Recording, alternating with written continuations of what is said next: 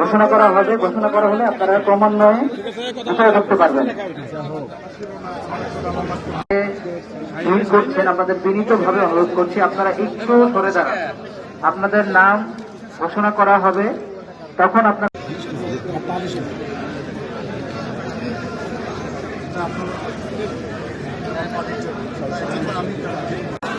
মাননীয় মন্ত্রী অধ্যক্ষ আসাদুল হাবিব গুরু এবং জেলা প্রশাসন লালমনিরহাট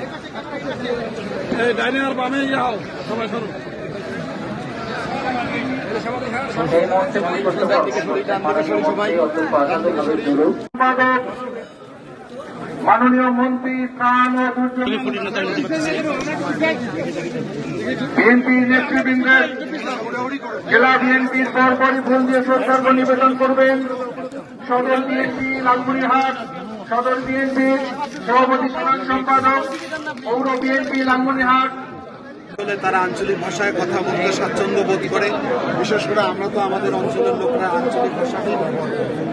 মিশ্র হয়েছে, আমরা ভাষাগত যে এই মিশ্রণের কারণে যে ত্রুটিগুলো দেখা দিচ্ছে এগুলো আমরা গবেষণা করব। এগুলোতে কীভাবে স্বচ্ছন্দ ফিরে নিয়ে আসা যায়, কীভাবে স্বাভাবিক ভাষার প্রচলন করা যায়, প্রয়োগটা করা যায়।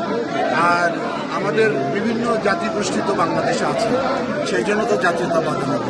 সেখান থেকে স্ব জাতির স্ব ভাষা তারা তাদের অবস্থান থেকে সেই ভাষা যাতে হারিয়ে না যায়, সেটা তারা যাতে ব্যবহার করে, সেই ব্যাপারে তো আমরা দায়িত্ব।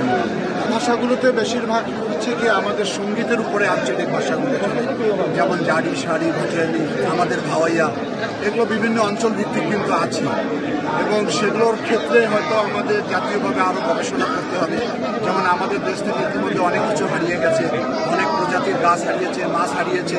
আমরা চাবো না যে আমাদের এই ঐতিহ্য, কৃষ্টি, কালচারগুলো আমাদের মাছ থেকে হারিয়ে যায়। ট্রাঙ্গলরি লালমনিরহাট পর্যায়ক্রমে আপনাদেরকে ফুল দিয়ে শহীদ বেদিতে শ্রদ্ধার্ঘ্য নিবেদন করার জন্য অনুরোধ করা যাচ্ছে।